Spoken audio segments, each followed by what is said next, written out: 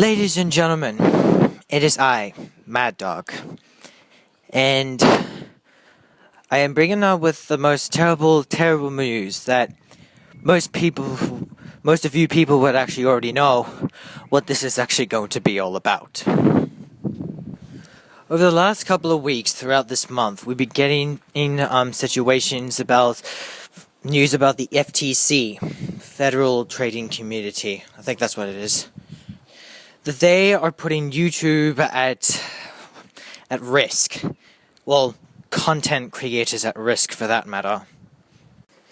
The main point of this issue was basically all about children's content. Anyone that actually tries to upload a video that is actually targeted for children, then that means that they are fined with $42,000. I was never that actually quite interested, but here's the story that when I did get interested in all this. Starting off with Sister Reacts. If you actually ever heard of that guy, he mostly is a YouTuber that usually reacts to videos. I mean, besides the fact that he also plays video games himself, but I usually see him most of the time react anyway to other YouTube content. And then he just started bringing this whole thing up about the, FTC and COPPA, all that sort of stuff. That was the first thing, when I heard about this entire children content thing and all that $42,000 fine stuff. The next thing that kind of got me interested was this, Markiplier. Yes, the Markiplier. One of the famous YouTubing legends. However, something was a bit different about his situation. When people are broadcasting a stream or you're joining in a YouTube's membership, your channel gets confiscated. But unfortunately, that situation was already sorted out because Markiplier had to talk to the YouTube itself. But that wasn't really for the issue. This was not related to Sister Reacts' child content business. Until time came by, there was more and more videos that actually kept on appearing with this sort of stuff. Similar to what Sister Reacts was actually been talking about. The next person that came up with this stuff was Dorko. Yep, Dorko. If you also refer him to Nin Dorko because he has two separate channels, then I guess that's fine as well. A fun and exotic YouTuber who most of the time kind of now plays Five Nights at Freddy's. Yeah, I know, I had to bring that bit out. But this could be actually another problem because he brought up an example about FNAF, right? And it's actually a horror game. And we know that by far that Five Nights at Freddy's has actually become the most popular horror game ever known by Scott Cawthon. But since that YouTube doesn't technically know about what it really technically is, they're gonna probably think that it's actually lore for kids. And that the fact that they're also animatronics and they have bright colors, but they don't even realize that they're actually haunted. Because that's the main part of the game. It's a horror survival kind of thing. And not only that, it's actually meant for teenagers as well.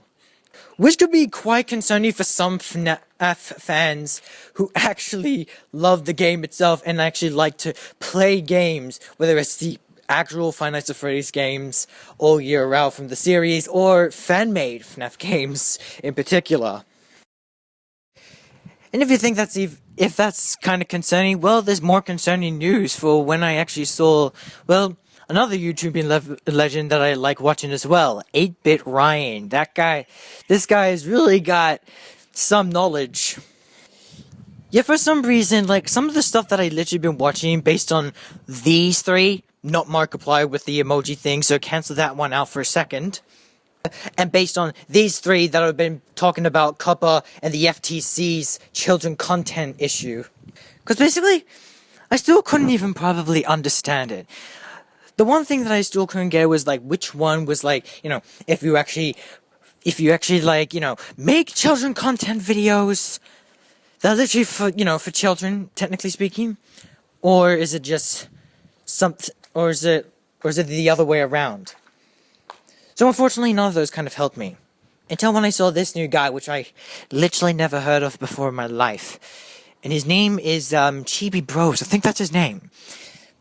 And yet, I still did not get it at the time. Until after that, when I saw, him. Another YouTubing legend that I also like watching. Will from DA Games.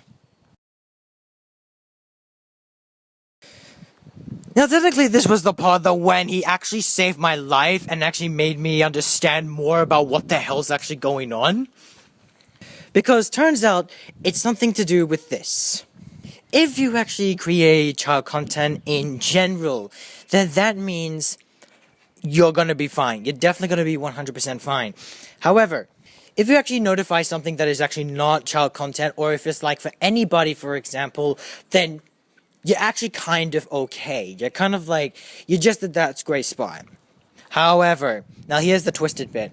If you have like, now this is an example that DA Games have actually brought out when he told about this, and he said like, if you actually have like, if you, this was a good example. If you have something that is like basically children's stuff, but then you're reviewing something scary, then you're 100% screwed entirely. You're so screwed. And then that was the part I was like, I get it now. It made a whole lot of sense. I understood it. Like that one kind of made me literally understand everything now. Because if you put those two together, then they're not going to potentially work. You'll be fined straight at the bat. And so the man himself who could scientifically talk about this and such matters was Matt Pat. So, yeah, he was basically the next person to bring it up all the longest ways possible, but very, very specifically that it's all coming to all of this. And besides, before I saw that one, I actually saw Big Man Finn, who's an animator for a FNAF animation and that he's putting up with, and Vapor the Gamer, who is actually who's also a gamer, but also reacts to things as well as gaming. But my point is that all of these YouTubers were just gonna have to exclude Markiplier with that emoji spam and stuff. No offense, but I thought he was gonna be talking about all the COPPA stuff, but yeah, unfortunately he isn't. Looking at these particular requirements that COPPA is actually demanding for YouTube, because us content creators will be like, whoa, this thing's shocking. I will be shocked, you would be shocked, everyone will be shocked about this. I will tell you that. And fair income. I mean, not only just, I mean, for me in particular, I mean, any guys who are like starters, who are like head starters like me, I mean, I don't even know if that would even matter, or like, one of the very famous, like these guys in particular, will totally, like, it'll be very hard. It'll be very hard to live for. And, like, some of these people actually do these. Like, they do YouTube as a job. And that's gonna be very devastating. Like, taking all of the, like, you're gonna probably go bankrupt in that situation. So let's now take in a couple of examples of where would this actually go. Because take my videos as an example, or like any other kind of content that any kind of YouTuber would probably do for gaming in particular, or animation perhaps. Because there are a couple of things that always happen with gaming and animation probably. And we know that Mario or Sonic or Crash Bandicoot or like Freddy's, as I said, they kind of do look like that it is meant for kids. But what YouTube doesn't realize themselves, that it is played by not just children, but also by adults. It really doesn't matter about like, just because it has very bright colors and all that, or the fact that they're small. Because I will definitely occur to you that they're not technically small, especially Freddy's. But that's just one particular example. So, yeah. And also when it comes to stuff, when they said stuff like eating or snacks, like, people eat snacks. They do eat snacks, and they also eat cereal, for like such example, like they said in the freaking COPPA demands or something. Like, come on. Really? This isn't what we're going for here. So now we're gonna have to strongly, like, advise ourselves, or probably get, like, great advices from, like, lawyers. I've heard that some people have actually done that, and this is probably the best advice that lawyers were probably gonna have to give to offer. I don't even know if I have any good advices for myself, or even for you guys, besides anyone who's actually trying to even start a YouTube channel like me, but I'm kind of fairly okay at the moment. I mean, I'm not very big when it comes to subscribers. I mean, I say it anyway, but I just take it one at a time. I just take one day at a time. Besides, I'm very busy with things like the mode, because I'm still a high school student. But yeah, To me, I don't know. I mean, it kind of sounds a bit concerning, but I just don't know what the hell's going to happen to me or with anyone else in particular, especially with these YouTubing legends that have been setting out these things for years. It's going to be one heck of a bumpy ride, alright? So, yeah. I mean, what you could actually do is try to point out that what you're actually doing, and you're saying that it's not just targeted for kids. Like, any video that you do and you soon upload, I don't know if that goes to the exact same thing with videos that you just recently posted before this whole thing occurs, because yeah, just try doing something like that, because I've heard that YouTube has got a survey now whether to say, like, it's like, if you're, is this content targeted for children? Is this content targeted for just basically everyone? Because that's what we're all here for most of the time. We're mostly here to target, well, everyone. Not in a bad way. Not in a freaking negative way, alright? But to do yourselves a favor, first off, and maybe if it works, probably try to notify, like, if this whole thing starts soon, and then you want to actually try to upload something, like any gaming or any music or any animation, try to notify YouTube itself for when they actually start noticing your content. You got to make sure that what you're doing it's just not for kids. Try to make, like, I don't know, some sort of description. That could probably work things out. That's my best offer. Some people have been saying that they were gonna soon quit YouTube when this all happens, or they're gonna put all their videos to private. It is kind of sad to hear that, but yeah, I don't know about any of this, dude, because this is gonna be, for me in particular, it's gonna be,